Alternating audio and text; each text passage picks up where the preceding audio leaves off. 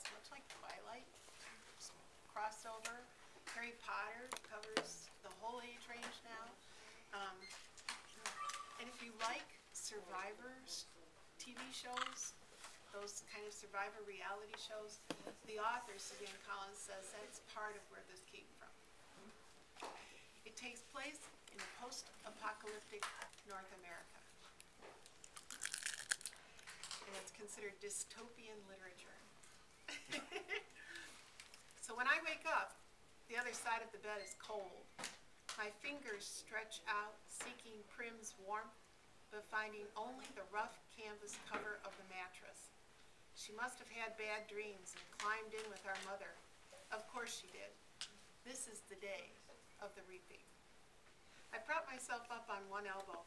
There's enough light in the bedroom to see them. My little sister, Prim, curled up on her side, cocooned in my mother's body, their cheeks pressed together.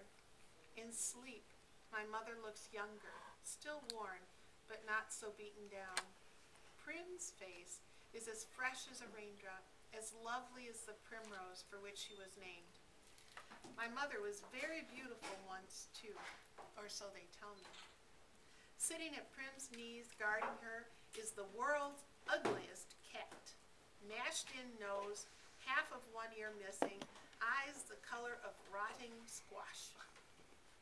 Prim named him Buttercup, insisting that his muddy yellow coat matched the bright flower. He hates me, or at least distrusts me. Even though it was years ago, I think he still remembers how I tried to drown him in a bucket when Prim brought him home. Scrawny kitten, belly swollen with worms, crawling with fleas. The last thing I needed was another mouth to feed. But Prim begged so hard, cried even, I had to let him stay. It turned out okay.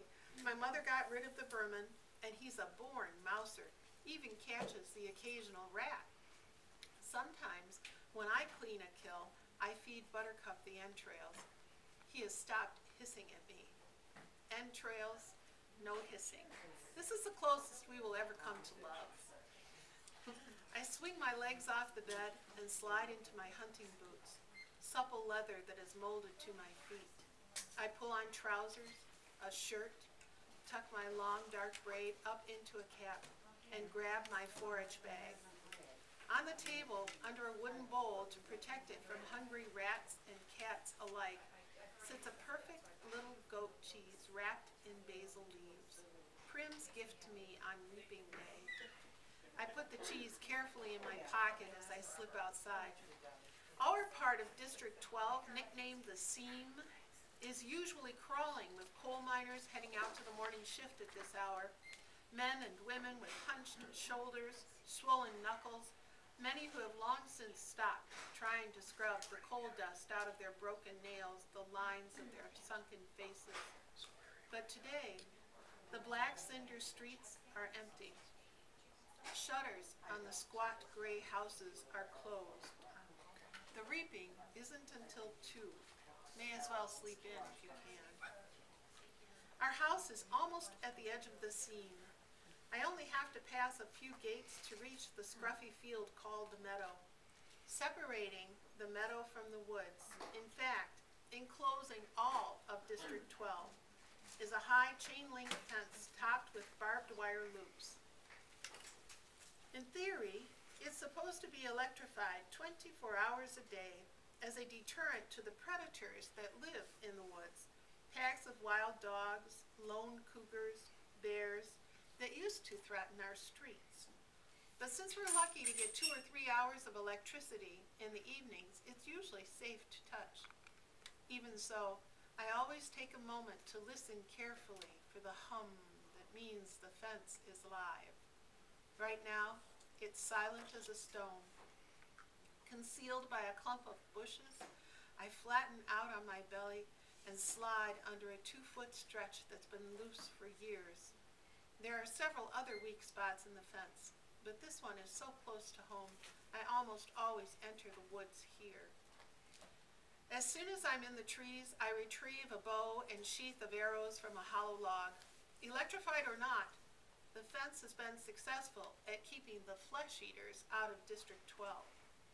In Inside the woods, they roam freely, and there are added concerns like venomous snakes, rabid animals, and no real paths to follow.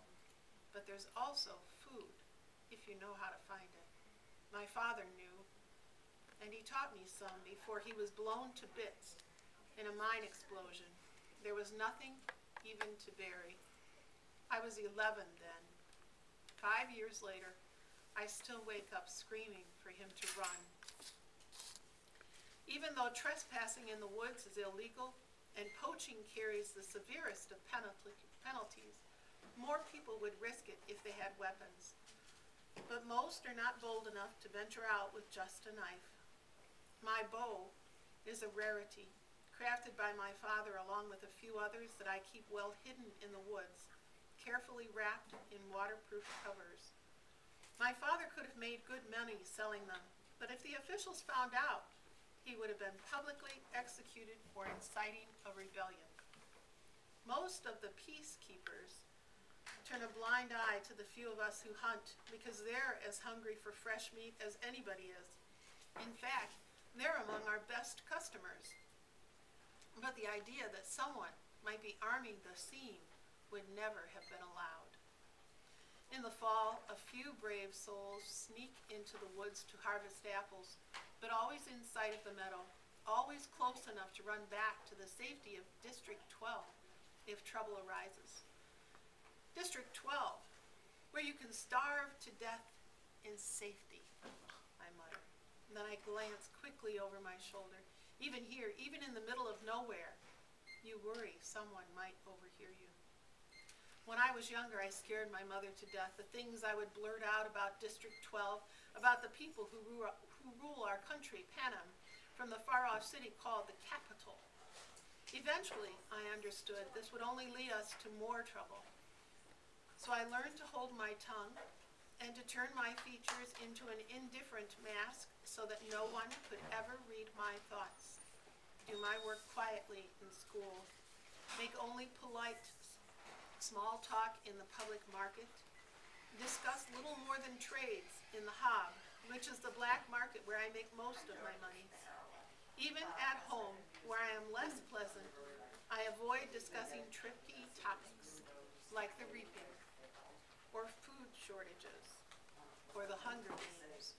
Prim might begin to repeat my words, and then where would we be? In the woods waits the only person with whom I can be myself, Gail. I can feel the muscles in my face relaxing, my pace quickening as I climb the hills to our place, a rock ledge overlooking a valley. A thicket of berry bushes protects it from unwanted eyes. The sight of him waiting there brings on a smile. Gail says I never smile except in the woods. "Hey, Catnip," says Gail. My real name is Katniss, but when I first told him I had barely whispered it, so he thought I'd said catnip. Then when this crazy lynx started following me around the woods looking for handouts, it became his official nickname for me. I finally had to kill the lynx because he scared off game. I almost regretted it because he wasn't bad company, but I got a decent price for his pelt. "Look what I shot." Gail holds up a loaf of bread with an arrow stuck in it, and I laugh. It's real bakery bread, not the flat, dense loaves we make from our grain rations. I take it in my hands, pull out the arrow, and hold the puncture in the crust to my nose, inhaling the fragrance that makes my mouth flood with saliva. Fine bread like this is for special occasions. Still warm, I say. He must have been at the bakery at the crack of dawn to trade for it. What did it cost you? Just a squirrel. Think the old man was feeling sentimental this morning, says Gail. Even wished me luck. Well, we all feel a little closer today, don't we? I say, not even bothering to roll my eyes. Prim left us a cheese. I pull it out. His expression brightens at the treat. Thank you, Prim. We'll have a real feast. Suddenly he falls into a capital accent as he mimics Effie Trinket, the maniacally upbeat woman who arrives once a year to read out the names at the reaping. I almost forgot! Happy Hunger Games! He plucks a few blackberries from the bushes around us, and may the odds! He tosses a berry in a high arc toward me. catch it in my mouth and break the delicate skin with my teeth. The sweet tartness explodes across my tongue. Be ever in your favor, I finish with equal verve. We have to joke about it, because the alternative is to be scared out of your wits. Besides, the capital accent is so affected, almost anything sounds funny in it. I watch as Gale pulls out his knife and slices the bread. He could be my brother. Straight black hair, olive skin. We even have the same gray eyes. But we're not related, at least not closely. Most of the families who work the mines resemble one another this way. That's why my mother and Prim, with their light hair and blue eyes, always look out of place. They are. My mother's parents were part of the small merchant class that caters to officials, peacekeepers, and the occasional seam customer. They ran an apothecary shop in the nicer part of District 12. Since almost no one can afford doctors, apothecaries are our healers. My father got to know my mother because on his hunts he would sometimes collect medicinal herbs and sell them to her shop to be brewed into remedies. She must have really loved him to leave her home for the scene. I try to remember that when all I can see is the woman who sat by, blank and unreachable, while her children turned to skin and bones. I try to forgive her for my father's sake. But to be honest, I'm not the forgiving type. Gale spreads the bread slices with the soft goat cheese, carefully placing a basil leaf on each while I strip the bushes of their berries. We've settled back in a nook in the rocks. From this place we are invisible, but have a clear view of the valley, which is teeming with summer life, greens to gather, roots to dig, fish iridescent in the sunlight. The day is glorious with a blue sky and soft breeze.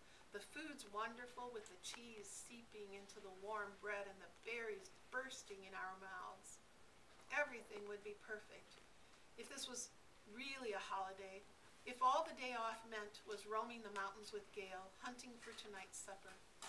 But instead, we have to be standing in the square at 2 o'clock, waiting for the names to be called out. We could do it, you know, Gale says quietly. What? I ask. Leave the district, run off, live in the woods. You and I, we could make it, says Gale. I don't know how to respond. The idea is so preposterous. If we didn't have so many kids, he adds quickly. They're not our kids, of course, but they might as well be. Gale's 2 little brothers and a sister, Prim. And you may as well throw in our mothers too, because how would they live without us? Who would fill those mouths that are always asking for more? With both of us hunting daily, there are still nights when game has to be swapped for lard or shoelaces or wool. Still nights when we go to bed with our stomachs growling. I never want to have kids, I say. I might, if I didn't live here, says Gale. But you do, I say, irritated. Forget it, he snaps back. The conversation feels all wrong. Leave? How could I leave Prim, who is the only person in the world I'm certain I love? And Gale is devoted to his family. We can't leave. So why bother talking about it? And even if we did, where did this stuff about having kids come from? There's never been anything romantic between Gale and me. When we met, I was a skinny 12-year-old, and although he was only 2 years older, he already looked like a man. It took a long time for us to even become friends, to stop haggling over every trade and begin helping each other out. Besides, if he wants kids, Gale won't have any trouble finding a wife. He's good looking, he's strong enough to handle the work in the mines, and he can hunt. You can tell by the way the girls whisper about him when he walks by in school that they want him. It makes me jealous, but not for the reason people would think. Good hunting partners are hard to find. What do you want to do, I ask. We can hunt, fish, or gather.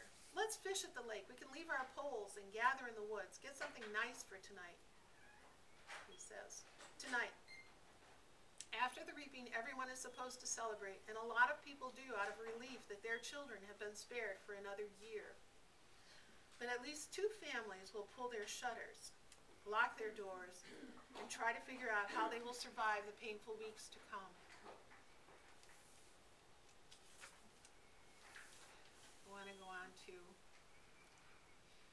a description of the reaping. The reaping system is unfair, with the poor getting the worst of it. You become eligible for the reaping the day you turn 12. That year your name is entered once, at 13 twice, and so on until you reach the age of 18, the final year of eligibility, when your name goes into the pool 7 times. That's true for every citizen in all 12 districts in the entire country of Pan Am. But here's the catch. Say you are poor and starving as we were. You can opt to add your name more times in exchange for tesserae. Each tessera is worth a meager year's supply of grain and oil for 1 person. You may do this for each of your family members as well. So, at the age of 12, I had my name entered 4 times. Once because I had to, and 3 times for tesserae for grain and oil for myself, Prim, and my mother. In fact, every year I have needed to do this, and the entries are cumulative. So now, at the age of 16, my name will be in the reaping 20 times. Gail, who is 18 and has been either helping or single-handedly feeding a family of 5 for 7 years, will have his name in 42 times.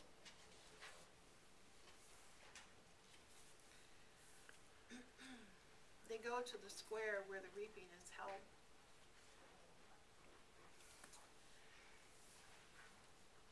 Just as the town clock strikes 2, the mayor steps up to the podium and begins to read. It's the same story every year. He tells of the history of Pan Am, the country that rose up out of the ashes of a place that was once called North America. He lists the disasters, the droughts, the storms, the fires, the encroaching seas that swallowed up so much of the land, the brutal war for what little sustenance remained.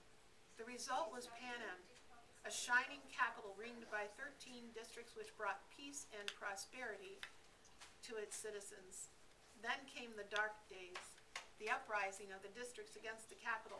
12 were defeated, the 13th obliterated. The Treaty of Treason gave us the new laws to guarantee peace, and as our yearly reminder that the dark days must never be repeated, it gave us the Hunger Games. The rules of the Hunger Games are simple. In punishment for the uprising, each of the 12 districts must provide 1 girl and 1 boy, called tributes, to participate. The 24 tributes will be imprisoned in a vast outdoor arena that could hold anything from a burning desert to a frozen wasteland. Over a period of several weeks, the competitors must fight to the death. The last tribute standing wins. Taking the kids from our districts, forcing them to kill one another while we watch. This is the capital's way of reminding us how totally we are at their mercy. How little chance we would stand of surviving another rebellion. Whatever words they use, the real message is clear. Look how we take your children and sacrifice them, and there's nothing you can do. If you lift a finger, we will destroy every last one of you, just as we did in District 13. The Hunger Games.